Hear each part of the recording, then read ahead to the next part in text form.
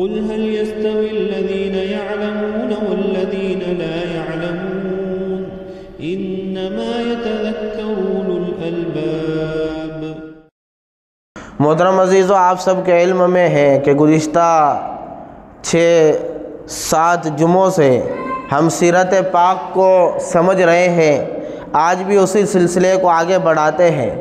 گزشتہ جمعہ کے اندر ہم نے تذکرہ کیا تھا کہ اللہ کے نبی صلی اللہ علیہ وسلم کی عمر مبارک جب 40 سال کو ہوئی تو اللہ رب العزت نے آپ کو مقام نبوت سے سرفراز فرمایا، اور نبوت ملنے کے وقت جبریل امین کی اور آپ کی جو ملاقات ہوئی اس کی تفصیلی گفتگو کی، اور اسی سلسلے میں اب آگے بات بڑھاتے ہیں کہ جب آپ کو غار حرا کے اندر پہلی وحی آ گئی اور نبوت مل گئی، اور آپ نے آ کر حضرت خدیجۃ الکبریٰ جو آپ کی پہلی زوجہ ہے ان سے تذکرہ کیا، تو حضرت خدیجۃ الکبریٰ نے آپ کو تسلی دی اور پھر آپ کو ورقہ بن نوفل کے پاس لے گئی۔ اس کو انشاءاللہ سمجھتے اور آگے بڑھتے ہیں۔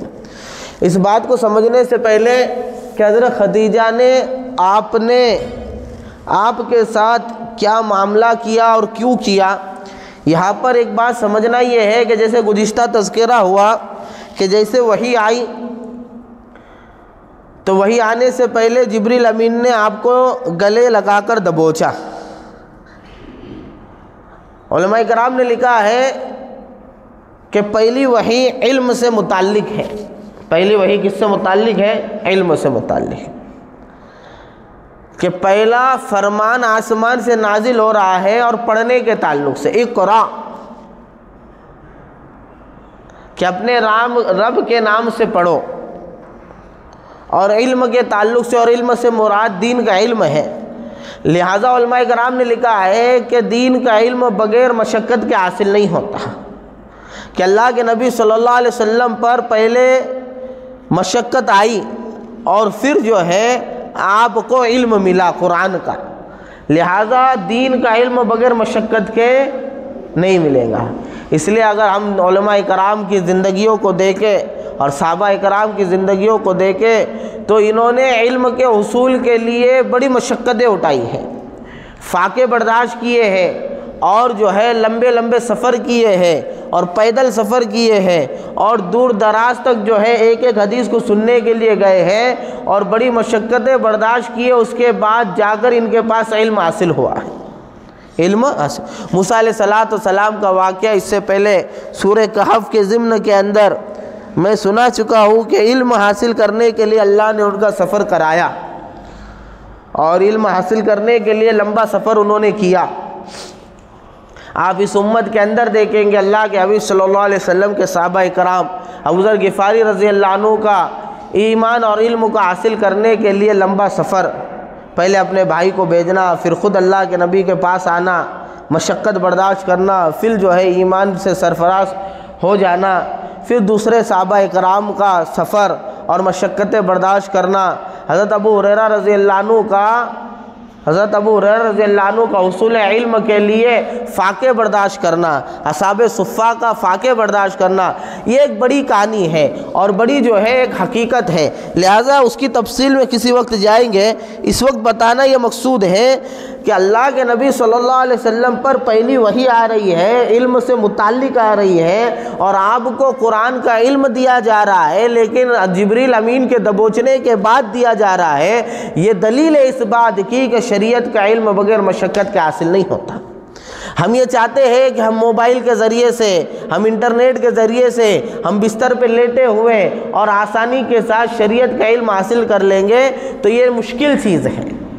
ہاں، کچھ باتیں آپ کو معلوم ہو جائیں گی لیکن اس میں برکت نہیں رہتی۔ آپ اندازہ لگاؤ، جو مجلس آپ مشقت اٹھا کر اٹینڈ کرو گے کہ بھائی قدم اٹھا کر مسجد میں گئے، تفسیر کے حلقے میں بیٹھے، بیان کے حلقے میں بیٹھے، اللہ کے راستے میں گئے یا مدرسے میں داخلہ لیا، مشقت اٹھا کر جو علم حاصل کرو گے وہ محفوظ بھی رہتا ہے اور اس پہ عمل کی توفیق بھی ہوتی ہے، اور اس علم کے ذریعے دوسروں کو بھی فائدہ ہوتا ہے، دوسروں کو بھی فائدہ ہوتا ہے۔ یہ تو جو ابھی کے جو آلات ہیں، یہ آلات تو آسانی کا ایک ذریعہ ہے کہ میں مجبوری کے اندر چلو کہ میں مسجد میں جا کر مسئلہ نہیں معلوم کر سکتے، ایسا موقع موقع ہے، اب موقع پہ آپ نے فون لگا لیا یا کسی اور ذریعے سے جو ہے آلے کے ذریعے سے علم حاصل کر لیا وقتی طور پر، یہ ٹھیک ہے، لیکن مستقل اصل شکلوں کو چھوڑ کر، مشقتوں کی شکلوں کو چھوڑ کر علم کا حصول کیا جائے گا، اس میں برکت نہیں رہے گی، اس میں برکت نہیں رہے گی۔ بہرحال تو یہاں پر بس اتنا سمجھو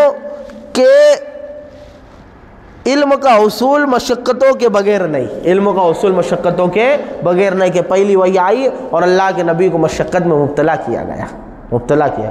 بہرحال وحی آئی، آپ اپنے بیوی حضرت خدیجہ الکبریٰ کے پاس آئے، حضرت خدیجہ نے تسلی دی کہ آپ تو صلہ رحمی کرتے ہیں، کمزوروں کا بوجھ ڈھوتے ہیں اور مہمان نوازی کا حق ادا کرتے ہیں، آپ کو اللہ کیسے ضائع کرے گا۔ ایک روایت میں ہے کہ جیسے جبریل امین آئے، حضرت خدیجہ الکبریٰ رضی اللہ عنہا نے آپ کو بشارت دی کہ میں بشارت دیتی ہوں آپ کو، خوشخبری دیتی ہوں آپ کو کہ یقیناً آپ اللہ کے رسول ہیں، اللہ کے رسول ہیں، مجھے یقین ہے کہ آپ اللہ کے رسول ہیں۔ اب یہ معاملہ ہو گیا میاں بیوی کا تسلی دیتی، تسلی دیتی۔ اب یہاں پر ایک بات سمجھو، حضرت خدیجہ رضی اللہ عنہا سب سے پہلے اکیلی حضرت ورقہ بن نوفل کے پاس گئی، اس کے بعد اللہ کے نبی صلی اللہ علیہ وسلم کو ورقہ بن نوفل کے پاس لے گئی، اور ایک روایت کے اندر ہے کہ حضرت عداس کے پاس بھی گئی، اور ایک روایت میں ہے کہ بحیرہ کے پاس بھی گئی۔ تو حضرت خدیجہ الکبریٰ رضی اللہ عنہ کا اللہ کے نبی صلی اللہ علیہ وسلم کو پہلے تو خود تسلی دینا، پھر تسلی کے لیے عداس کے پاس جانا اور ورقہ بن نوفل کے پاس جانا اور پھر اللہ کے نبی کو لے جانا، یہ ایک سمجھدار اور شوہر کا ہاتھ بٹانے والی اور شوہر کی مدد کرنے والی بیوی کا عمل ہے۔ یعنی حضرت خدیجہ الکبریٰ رضی اللہ عنہا نے اپنے شریک حیات ہونے کا ثبوت پیش کیا، شریک حیات ہونے کا ثبوت پیش کیا، اور ایسے وقت میں جب شوہر کو بیوی کے ساتھ کی ضرورت ہو پورا ساتھ دیا۔ وہ بیویاں جو شوہر کی مصیبت کے وقت اپنے آپ کو شوہر سے الگ کر دے، یہ بیوی نہیں ہے، یہ تو وہ عورت ہے جو اپنے مفاد کے لیے شوہر کے ساتھ رہ رہی ہے۔ بیوی تو وہ ہوتی ہے کہ ہر حال میں شوہر کا ساتھ دے، مدد کرنے والی بنے، اور خاص طور سے دینی امور میں اور دینی کاموں میں معاون و مددگار بنے۔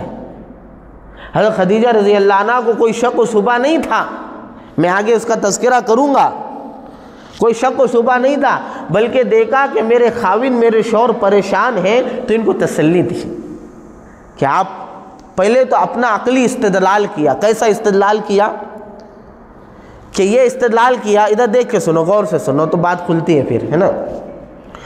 یہ درود شریف پڑھ لو ایک مرتبہ، سب اعتکاف میں بیٹھیں گے مراقبے میں تو پھر بات کس کو سناؤں گا میں؟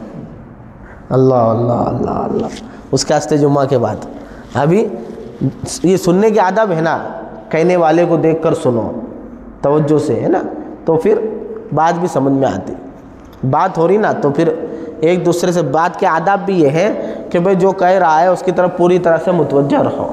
بہرحال کیا بول رہا تھا میں؟ دیکھو ایسا ہو جاتا ہے۔ حضرت خدیجہ رضی اللہ عنہ نے جو عمل کیا وہ ایک وفا شیار بیوی کا ہوتا ہے، شریک حیات کا ثبوت دیا۔ پہلے تو آپ نے استدلال کیا، عقلی استدلال، کیسا؟ کہ اللہ کے نبی صلی اللہ علیہ وسلم کو بتایا کہ آپ کیسے ہوں، آپ عمدہ اخلاق کے مالک ہوں، آپ میں محاسن ہی محاسن بھرے ہوئے ہیں، آپ پڑوسیوں کا حق ادا کرتے ہیں، مہمانوں کی مہمان نوازی کرتے ہیں۔ ایک روایت میں ہے کہ آپ کسی فاحشہ کی طرف پھٹکے بھی نہیں، یعنی آپ میں اندرونی خوبیاں بھی ہیں اور بیرونی خوبیاں بھی ہیں۔ آپ جیسے اتنے بڑے آدمی، آپ کو اللہ ضائع نہیں کرے گا، اور آپ ہی اس بات کے سزاوار ہے اور حقدار ہے کہ آپ کو نبوت دی جائے، لہٰذا استدلال کی اور تسلی دی۔ پھر تسلی میں اور اضافہ، جیسے بیوی کہتی ہے نا کہ شوہر آیا سفر سے تھک کر، اب اس کو سر بھی دکھ رہا ہے، چکر بھی آ رہی ہے، یہ بھی آ رہی ہے، تو بیوی نے اپنے طور سے ہلدی والا دودھ دے دیا، ایک آدھ ایسیڈیٹی کی گولی تھی وہ دے دی، کھانا کھلا دیا، تسلی دی ٹھیک ہو جائے گا۔ 2 گھنٹے کے بعد دیکھی کہ بس تسلی میں کچھ کم ہوئی لیکن درد ابھی ہے، تو کہتی ہے چلو میں برقع پہنتی ہوں، آپ دواخانے میں جا کر بھی آ جاتے ہیں۔ تو تسلی دینا، پھر طبیب کے پاس لے جانا، یہ ایک شریک حیات کی ذمہ داری ہوتی ہے۔ وفا شیار بیوی ایسی ہوتی ہے۔ تو اللہ کے نبی صلی اللہ علیہ وسلم کی پہلی بیوی حضرت خدیجۃ الکبریٰ رضی اللہ عنہا نے ایسا ہی کیا، پہلے تو آپ کو تسلی دی۔ ایک روایت میں ہے، بڑی بہترین بات ہے، ایک روایت میں ہے کہ اس وقت تسلی دی، اس کے بعد تسلی دینے کے لیے یہ عمل بھی کیا اسی وقت یا کچھ دنوں کے بعد، کہ اللہ کے نبی صلی اللہ علیہ وسلم سے کہا کہ جب جبریل امین آپ کے پاس آئے میرے پاس آ جانا، مجھے اطلاع دینا۔ ایک مرتبہ جبریل امین آئے، کون آئے بولو؟ جبریل امین آئے۔ امی جان حضرت خدیجۃ الکبریٰ رضی اللہ عنہ نے کہا کہ آپ میرے پاس آ جاؤ اور میرے گود میں سر رکھ دو، اور جیسا سر رکھ دیا تو حضرت خدیجۃ الکبریٰ نے اپنے بال کھول دیے اور پھر پوچھا اللہ کے نبی سے کہ جبریل امین موجود ہے؟ تو اللہ کے نبی نے کہا نہیں، تو وہ تو چلے گئے۔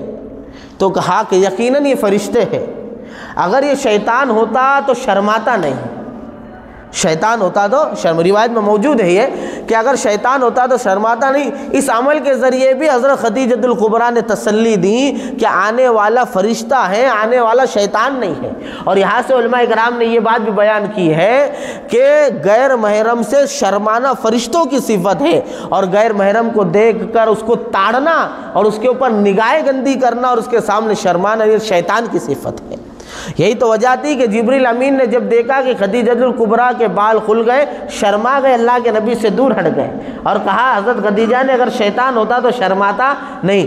تو غیر محرم سے شرمانا نہیں، شیطانی صفت ہے، اور غیر محرم سے شرمانا اور نگاہوں کی حفاظت کر لینا اور مجلس بدل لینا یہ فرشتوں کی صفت، جبریل امین کا کام ہے۔ لہٰذا ہم اپنی زندگی پہ غور کر لیں کہ ہم شیطانی صفت اپنا رہے یا جبریل کی صفت اپنا رہے۔ بہرحال تسلی دی۔ اب اللہ کے نبی کو گھر میں تسلی دینے کے بعد، بشارت دینے کے بعد اور مزید تسلی دلانے کے لیے سب سے پہلے اپنے چچا زاد بھائی ورقہ بن نوفل کے پاس گئی۔ کون؟ حضرت خدیجۃ الکبریٰ رضی اللہ عنہ، ورقہ بن نوفل کے پاس گئی۔ ورقہ بن نوفل کون ہے سنو؟ ورقہ بن نوفل یہ تورات و انجیل کے عالم تھے ایک، دوسرا انجیل کو سریانی زبان سے عربی زبان میں ٹرانسلیشن کرتے تھے، ان کو عربی بھی آتی تھی اور سریانی زبان بھی آتی تھی، ٹھیک ہے، اور بت پرستی سے بیزار تھے، کبھی بت پرستی نہیں کی۔ اسی بت پرستی سے بیزار ہو کر انہوں نے عیسائی مذہب اختیار کیا تھا، اور حضرت عیسیٰ علیہ السلام کے اوپر ایمان لا چکے تھے، حضرت عیسیٰ علیہ السلام کے اوپر ایمان لا چکے تھے، ٹھیک ہے۔ اب جس وقت اللہ کے نبی صلی اللہ علیہ وسلم پر وحی آئی ہے اور خدیجۃ الکبریٰ رضی اللہ عنہ ورقہ بن نوفل کے پاس پہنچی، رشتے میں کیا ہے بتایا، حضرت خدیجہ کے چچا زاد بھائی ہیں، ان کے پاس پہنچی، بہت بزرگ ہو چکے ہیں، بالکل آخری لمحات ان کی زندگی کے ہیں، آئے اور اللہ کے نبی صلی اللہ علیہ وسلم کا پورا واقعہ سنایا کہ میرے خاوند محمد بن عبداللہ یہ غار حرا میں جاتے تھے اور اس طرح سے عبادت کرتے تھے، ان کے پاس ایسا ایک فرشتہ آیا اور ان کا بولنا ایسا پورا واقعہ سنایا۔ تو ورقہ بن نوفل نے یہ پوری داستان وحی کے آنے کی سن کر سر اٹھا کر کہا کہ اے خدیجہ اگر تو سچ کہہ رہی ہے، اگر تو سچ کہہ رہی ہے فَإِنَّهُ أَتَتْهُ کہ یقیناً اس کے پاس ناموس عیسیٰ علیہ السلام کے پاس آنے والا فرشتہ آیا ہے، ناموس عیسیٰ کہ جو فرشتہ حضرت عیسیٰ کے پاس آتا تھا وہ فرشتہ آیا ہے، یہ بات کہی، اور اس سے حضرت خدیجۃ الکبریٰ کو اور تسلی ہوئی، کہا کہ اگر تو سچ کہہ رہی ہے تو یہ وہی فرشتہ ہے جو عیسیٰ علیہ السلام کے پاس آتا ہے، یعنی تصدیق کی، وحی کی۔ پھر اس کے بعد حضرت خدیجۃ الکبریٰ رضی اللہ عنہ گھر آئی، اللہ کے نبی صلی اللہ علیہ وسلم کو ساتھ میں لیا اور ورقہ بن نوفل کے پاس گئی، ورقہ بن نوفل کے پاس گئی اور کہا کہ آپ اپنے بھتیجے کی بات کو سن لیجئے۔ اللہ کے نبی صلی اللہ علیہ وسلم کو مخاطب ہو کر ورقہ بن نوفل نے کہا کہ سنائیے کیا ہوا آپ کے ساتھ، اللہ کے نبی صلی اللہ علیہ وسلم نے وہ پورا منظر جو ان کے ساتھ وحی کے سلسلے میں پیش آیا تھا، جو حضرت خدیجۃ الکبریٰ رضی اللہ عنہ کو سنایا تھا، اور اس کے بعد ورقہ بن نوفل کے سامنے جو ہے پوری بات رکھی، تو ورقہ بن نوفل نے جو ہے کہا کہ میں آپ کو بشارت دیتا ہوں کہ آپ جو ہے اللہ کے نبی ہیں، اللہ کے نبی ہیں۔ اگر میں اس وقت قوی اور مضبوط رہتا جس وقت آپ کی امت آپ کو اپنے وطن سے نکال دیں گی۔ یہ کون کب کہہ رہے ہیں؟ ورقہ بن نوفل اس وقت کہہ رہے ہیں جب اللہ کے نبی اپنی نبوت کے ملنے کی خبر ان کو سنا رہے ہیں۔ اگر میں اس وقت قوی اور مضبوط رہتا جب کہ آپ کی قوم آپ کو اپنے علاقے سے نکال دیں گی۔ اللہ کے نبی نے تعجب سے پوچھا کہ میری قوم میرے ساتھ ایسا کریں گی؟ کہا یہ کوئی آپ کے ساتھ خاص نہیں ہے، بلکہ جتنے بھی انبیاء اور رسول ہوئے ہیں انہوں نے حق کی طرف دعوت دی ہے، ان کی قوم نے ان کو نکلنے پر مجبور کیا ہے۔ اگر میں اس وقت رہتا یا کم سے کم زندہ رہتا تو پرزور آپ کا ساتھ دیتا، پرزور آپ کا ساتھ دیتا۔ ایک روایت کے اندر یہ ہے۔ دوسری روایت کے اندر یہ ہے کہ ورقہ بن نوفل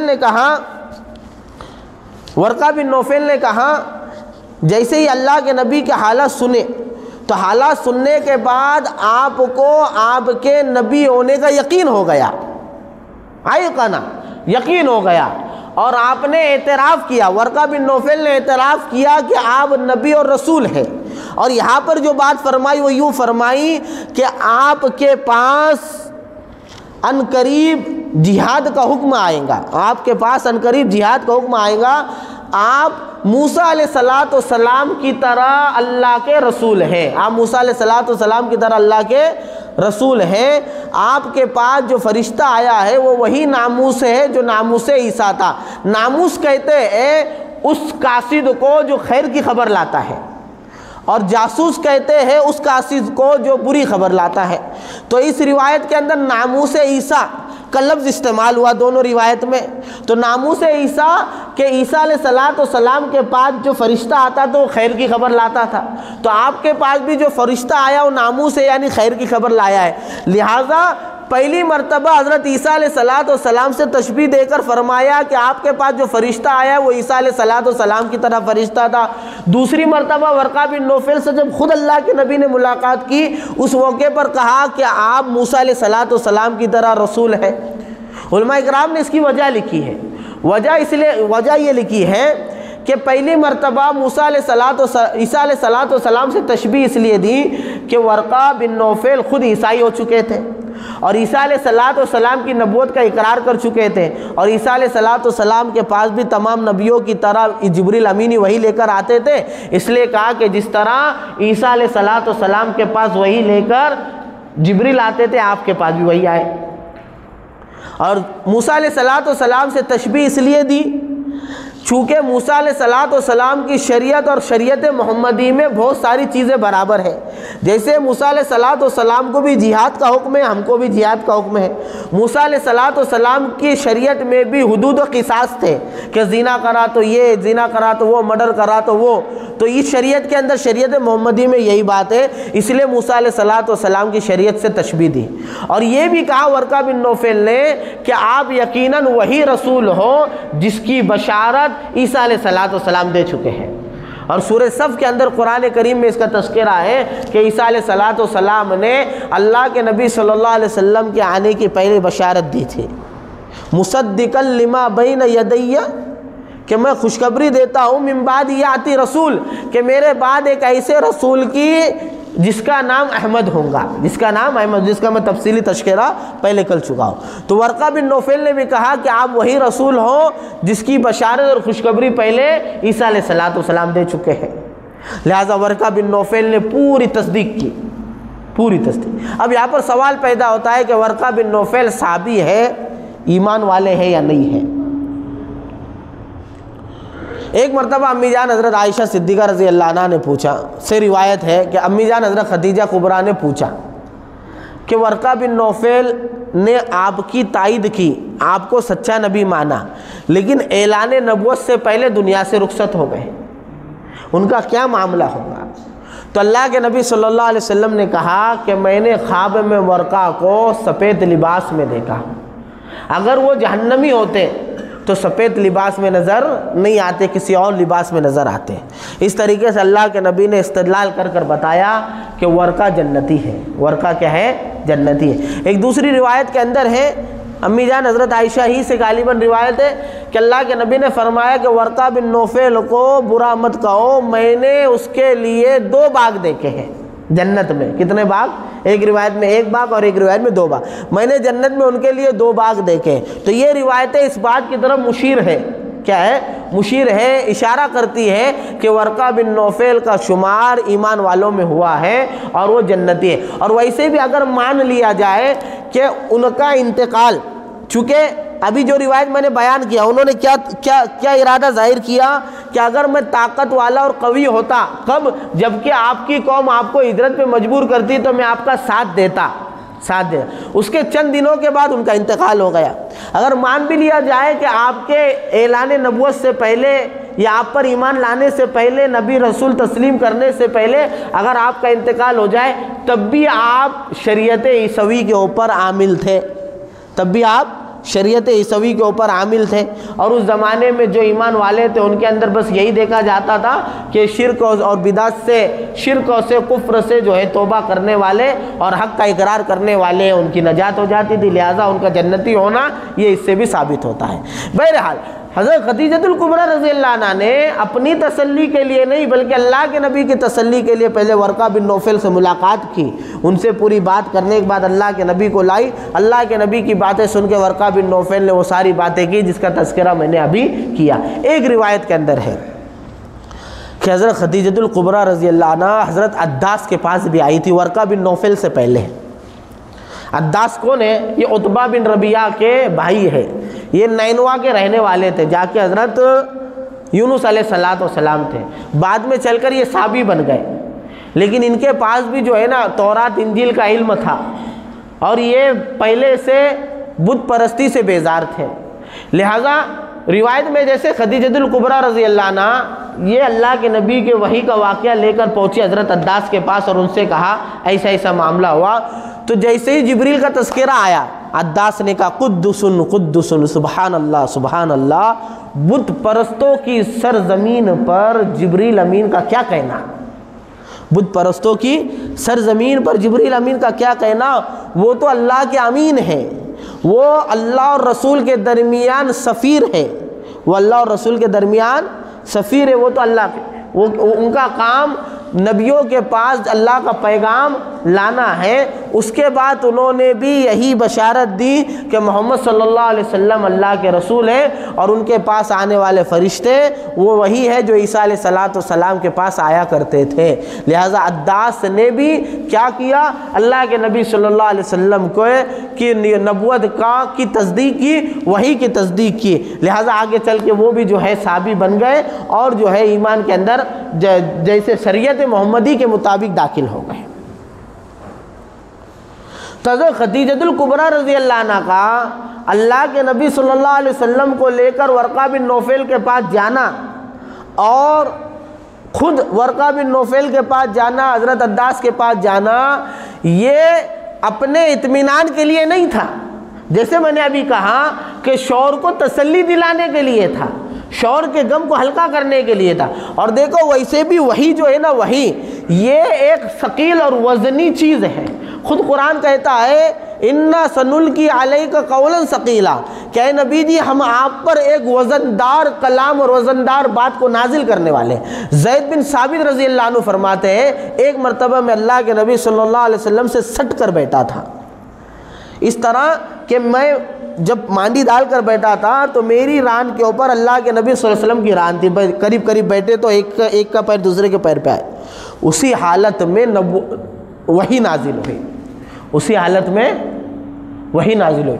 تو اللہ کے نبی صلی اللہ علیہ وسلم کی مانڈی اور ران اس قدر وزنی ہو گئی کہ مجھے گمان ہونے لگا کہ کئی میری ران کا چورا چورا نہ ہو جائے۔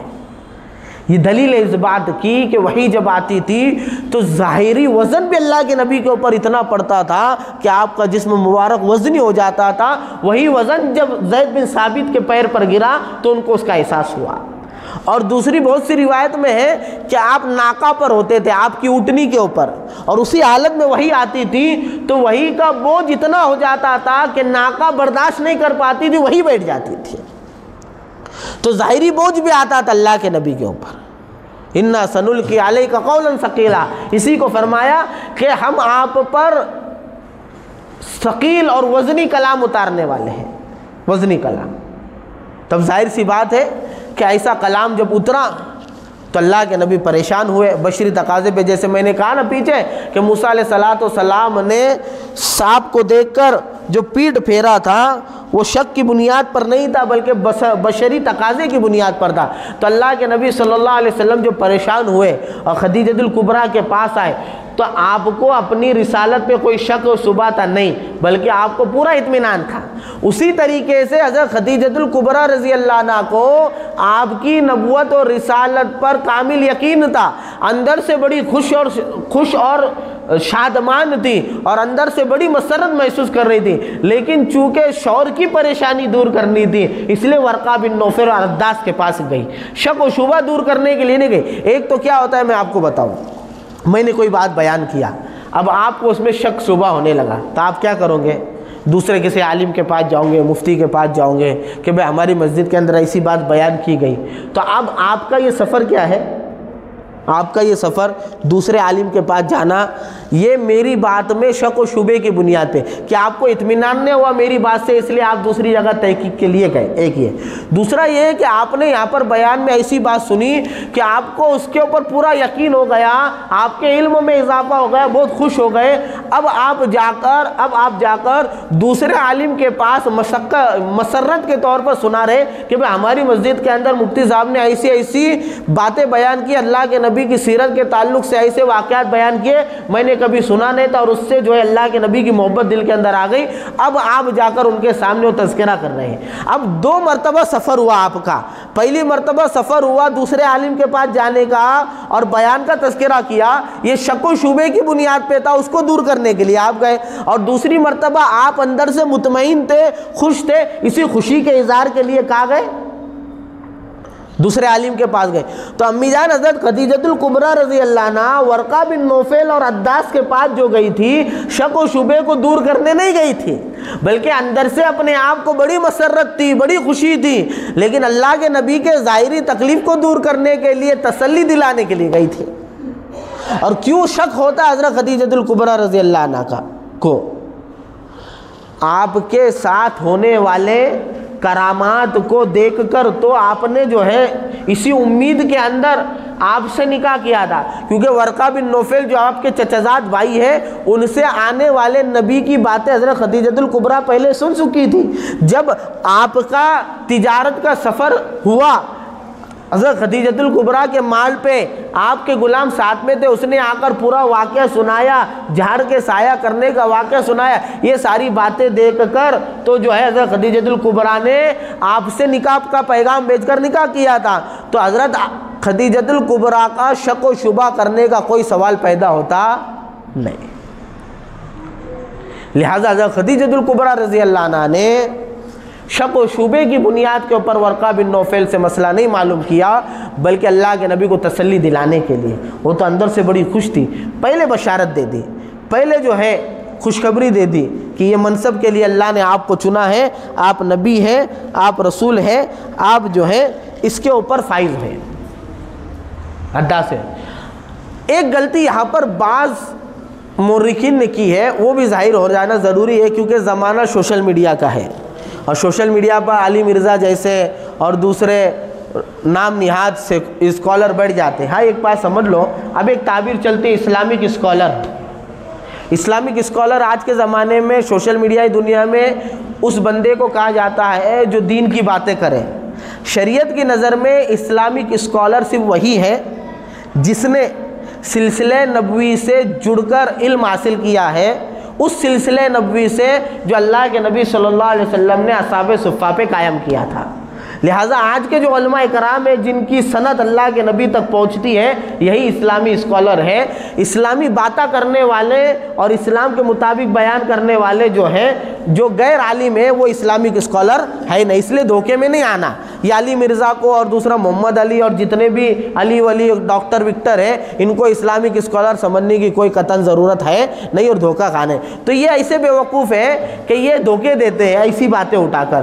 تو بعض لوگوں کو کیا دھوکہ ہو گیا کہ ورقہ بن نوفل اور اللہ کے نبی صلی اللہ علیہ وسلم کی ملاقات جو ہوئی وہ ملاقات کے اندر یہ الفاظ ہے. کیا الفاظ ہے کہ جب انہوں نے ان کی باتیں سنی تو ان کا یقین بڑھا اور اعتراف کیا. اس کا ترجمہ کیا ہے؟ اس کا ترجمہ یہ ہے کہ جب ورقہ بن نوفل نے رسول اللہ کی باتیں سنی تو ورقہ بن نوفل کا یقین بڑھا، ورقہ بن نوفل کا یقین بڑھا اور انہوں نے نبوت کا اعتراف کر لیا. اب بعض لوگوں کو دھوکہ یہ ہوا، انہوں نے یہ عربی عبارت کا ترجمہ دوسری طریقے سے غلطی میں کر دیا. کیا کر دیا کہ جب انہوں نے ان کی بات سنی تو یقین کر لیا اور اعتراف کیا. تو اب اس کا ترجمہ الٹا کیا کر دیا انہوں نے کہ جب رسول اللہ صلی اللہ علیہ وسلم نے ورقہ کی باتیں سنی تو آپ کو نعوذ باللہ اپنی نبوت پر یقین آیا اور پھر آپ نے اعتراف کیا. مطلب اس کا کیا نکلا کہ جب آپ کے پاس جبریل امین سامنے آئے ہیں، آپ کو اقرا والی آیتیں پڑھائی ہیں، تب تک نعوذ باللہ آپ کو اپنی رسالت پر یقین نہیں تھا اور یہ رسول اللہ صلی اللہ علیہ وسلم کے شان کے مناسب نہیں ہے. آپ کو کوئی شک نہیں تھا، بلکہ مطلب اس کا یہ ہے کہ آپ کو پہلے سے اطمینان تھا. لیکن جیسے میں نے کہا کہ وہی ایک ثقیل چیز ہوتی ہے، بوجھ والی چیز ہوتی ہے. ٹھیک ہے، پھر یہ معاملہ ہوا، یہ پورا معاملہ ہوا، حضرت ورقاس کے ملاقات ہوئی، حضرت خدیجۃ الکبریٰ کا پورا معاملہ ہوا. اس کے بعد کچھ دنوں کے لیے وہی آنا بند ہو گئی. وہی آنا بند ہو گئی کا مطلب رک گئی. پہلی وہی آئی، اقرا بسمی والے معلم یعلم تک کی 5 آیتیں یہ نازل ہوئی، اس کے بعد وہی نہیں آئی. لیکن جبریل امین آتے تھے، جبریل امین بولو آتے تھے، بار بار آتے تھے. اور وہی جب نہیں آ رہی تھی تو اللہ کے نبی صلی اللہ علیہ وسلم کو وحی سے اللہ کی طرف سے ایسا گہرا تعلق ہو چکا تھا، ایسی محبت ہو چکی تھی کہ جب وحی نہیں آ رہی تھی تو روایت میں اللہ کے نبی ایسے پریشان ہو جانے کے کہ آپ کو خیال ہوتا تھا کہ کہیں میں پہاڑ سے جا کر اپنی جان کا کچھ نقصان کر دوں.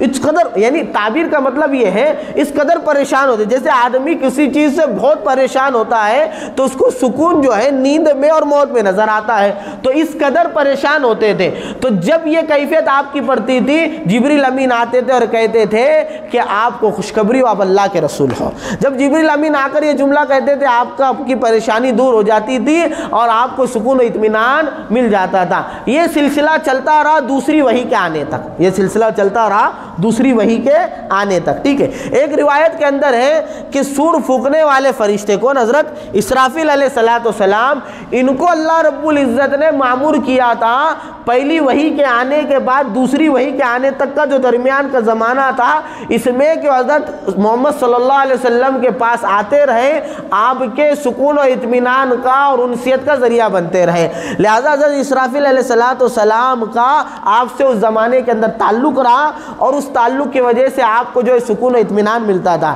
اور علماء اکرام نے یہاں پر ایک بڑی حکمت لکھی ہے. وہ کیا حکمت لکھی ہے؟ وہ یہ لکھی ہے کہ اسرافیل علیہ السلام کو معمور اس لیے کیا گیا تھا کیونکہ اسرافیل علیہ السلام کے ذمے ایک کام اللہ نے لگایا، وہ سور پھونکنے کا.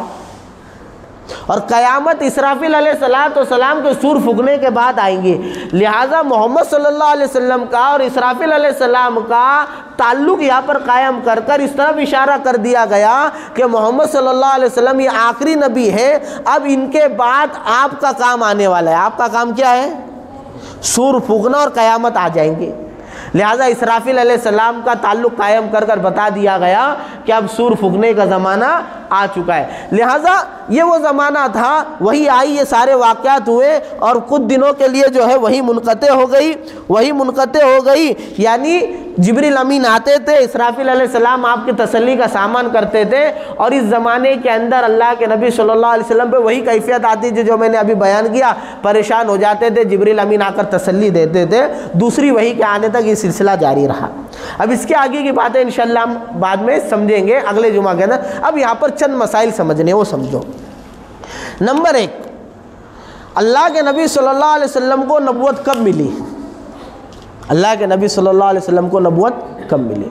تو ساری دنیا اس بات پر متفق ہے، ساری دنیا اس بات پر متفق ہے کہ آپ کو نبوت 40 سال کی عمر میں ملی. صحابہ کے دور سے یہی بات بیان کرتے آ رہے ہیں. لہٰذا اگر کوئی یہ بات بیان کرے کہ میرے آقا محمد عربی صلی اللہ علیہ وسلم کو 40 سال کی عمر میں نبوت ملی تو وہ گستاخ نہیں ہے, وہ سچ کہنے والا ہے. وہ کیا ہے بولو؟ سچ کہنے والا ہے. اگر یہ گستاخی ہوتی تو صحابہ نے بھی ایسی باتیں بیان کی ہیں. علماء کرام نے تاریخ سیرت کی کتابوں میں جو 40 سال کی مدت لکھی ہے وہ 40 سال کی مدت جیب سے نہیں لکھی نا, صحابہ سے سن کر لکھی. اگر یہ کہنا کہ میرے نبی کو 40 سال کی عمر میں نبوت ملی ہے, اگر یہ گستاخی ہوتی تو پھر صحابہ نعوذ باللہ گستاخ ہے, کیونکہ صحابہ نے یہ بات بیان کی.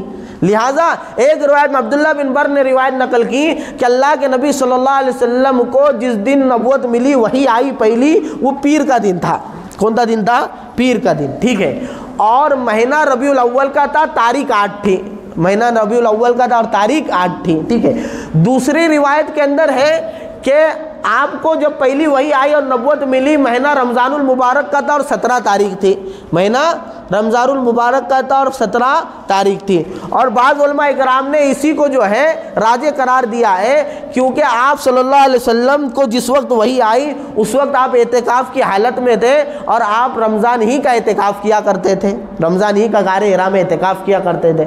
تو اس اعتبار سے اگر یہ دیکھا جائے کہ ربیع الاول کے اندر پیر کے دن پہلی وہی آئی ہے تو آپ کی عمر ٹھیک 40 سال ہے.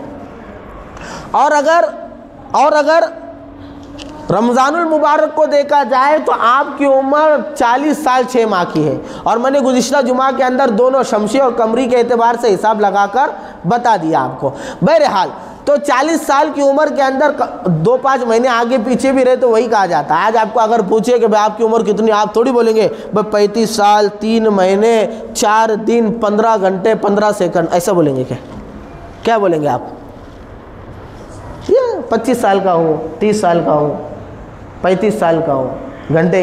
تو ایسا یہ عرف میں ایسا ہی بیان کیا جاتا ہے, مہینوں کو جو ہے بیان نہیں کیا جاتا 40 سال میں. تو اگر آپ کو رمضان میں بھی وہی آئی ہے, آپ 40 سال 6 مہینے کے بھی ہے تو 40 سال ہی جو ہے اس کو کہا جائے گا. بہرحال تو آپ کو نبوت 40 سال کی عمر میں ملی ہے, ٹھیک ہے, یہ کہنے والا گستاخ نہیں ہے. اب یہاں پر ایک بات سمجھو, پھر وہ جو روایتیں ہیں کہ بعض روایتوں میں ہے کہ صحابہ نے سوال کیا یا رسول اللہ آپ کو نبوت کب ملی, تو آپ نے کہا کہ میں اس وقت سے نبی ہوں, کنت نبیًا وآدم بین الماء والطین, کہ میں اس وقت سے نبی ہوں کہ اب حضرت آدم علیہ السلام کا پتلا بھی نہیں بنا تھا. تو بولے وہ حدیث تو بتاتی جب سے نبی ہے اور تم میرے 40 سے نبی ہے لہذا تم گستاخ ہو گئے. تو ایسا نہیں ہے. مسئلہ کیا ہے, ایک ہے اللہ کے علم ازلی اور ابدی کے اندر کسی چیز کا متعین ہونا, اور ایک ہے اس کا اپنے وقت پہ ظاہر ہونا. مثال کے طور پر جب عالم ارواح کے اندر اور عہد الست کے وقت جب اللہ رب العزت نے ساری انسانیت کو جمع کیا تھا, میں اور آپ بھی اس وقت موجود تھے, میں اور آپ بھی اس وقت موجود تھے, اور ہمارا زمانہ بھی متعین تھا کہ حضرت آدم علیہ السلام سے زمانہ چلے گا یہاں تک کہ جب آخری محمد عربی صلی اللہ علیہ وسلم کا زمانہ آئے گا, اس وقت پٹھان صاحب کے گھر میں سلیم پٹھان اور عبد الپٹھان اور تنبولی صاحب کے گھر میں جنید تنبولی اور شاکر تنبولی یہ پیدا ہوں گے. یہ اس وقت سے طے تھا, لیکن ظاہر کب ہوئے؟ اب 2002 میں 1995 کے اندر. تو ابھی کب بولے گے پٹھان صاحب کے اگر پہ اولاد کب ہوئی؟ آپ کا 2002 کے اندر. گستاخ ہے پٹھان کا, وہ تو عالم ازل سے طے تھا کہ پٹھان پیدا ہوں گا. یہ بے وقوفی ہو گئی نا. تو اللہ کے نبی صلی اللہ علیہ وسلم کا نبی ہونا, آخری نبی ہونا, نبیوں کا سردار ہونا, امام الانبیاء ہونا, صاحب معراج ہونا, صاحب شفاعت ہونا, یہ سب اللہ کے علم ازلی اور ابدی میں پہلے سے طے تھا. البتہ جب آپ کی نبوت کا وقت متعین کر دیا اللہ رب العزت نے کہ آخر میں آئیں گے, تو آخر میں آئے, آخر میں آپ کو نبوت دی گئی, لوگوں کے سامنے اس کو ظاہر کیا گیا. لہٰذا اگر کوئی یہ کہہ دے کہ بھائی اللہ کے نبی کو نبوت 40 سال کی عمر میں ملی, یہ کوئی گستاخی نہیں ہے. یہ بات میں اس لیے کہہ رہا ہوں کہ تھوڑی دن پہلے وہ مدرسہ اعجاز العلوم والوں نے ایک وہ کیا سوال جواب کی شکل کے اندر بچوں کا کمپٹیشن کیا سیرت کے اوپر. تو اس میں ایک اسی طرح کا سوال تھا. تو ایک صاحب بلا وجہ گرم ہو گئے اور کہنے لگے یہ گستاخ ہے, گستاخی کر رہے ہیں, گستاخی پھیلا رہے ہیں. تو اصل میں بھوک بھی لگی ہوں گی بیچاروں کو, تو دماغ کے اوپر بخار چڑھ گیا ہوگا. تو یہ کوئی گستاخی نہیں ہے, یہ تو عین وہ چیز ہے جو صحابہ نے بیان کی ہے. تو 40 سال کی عمر کے اندر آپ کی نبوت ملی, اور نبوت ملنے کا فیصلہ وہ تو ازل سے تھا. اور یہ جو حدیث ہے کہ جس کے اندر اللہ کے نبی سے سوال ہوا کہ آپ کو نبوت کب ملی, تو آپ نے کہا کہ میں اس وقت سے نبی ہوں جب کہ آدم علیہ السلام کا پتلا بھی نہیں بنا تھا. یہ تو اللہ کے علم ازلی کا اظہار ہے کہ اللہ نے نبوت دینے کا فیصلہ اس وقت سے کیا تھا, لیکن نبوت ملی کب. ایک اور آسان مثال کہ بھائی فیصلہ ہو گیا کہ جب آپ 22 سال کے ہوں گے آپ کے والد صاحب آپ کا نکاح کرا دیں گے. دیکھو سب خوش ہو گئے ماشاءاللہ.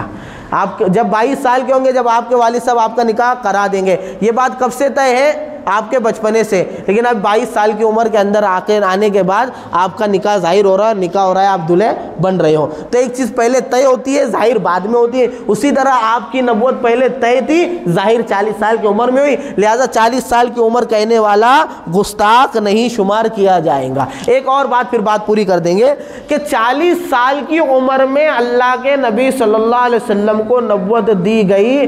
40 سال کی عمر کا انتخاب کیوں کیا گیا؟ بلکہ یہاں پر بھی ہے, علماء اکرام نے لکھا ہے کہ 1-2 نبی کے علاوہ عام اللہ کی سنت یہ رہی ہے کہ 40 کی عمر میں نبی کو نبوت دی جاتی ہے.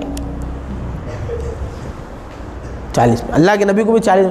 تو اس کی وجہ علماء اکرام نے یہ لکھی ہے کہ 40 کی عمر, جیسے قرآن کہتا ہے وہ بلغ اشدہ و بلغ 40 سنہ, سورہ احقاف آیت 15 کے اندر, کہ ہم نے بندے سے کہا کہ اپنے والدین کے ساتھ اس نے سلوک کر, اس کی والدہ نے اس کو پیٹ میں اٹھائے رکھا, پھر اس کو تکلیف کے ساتھ جنا پیدا کیا, اور اس کے ماں کا پیٹ میں اٹھانا اور دودھ پلانا یہ سب 30 مہینہ ہے.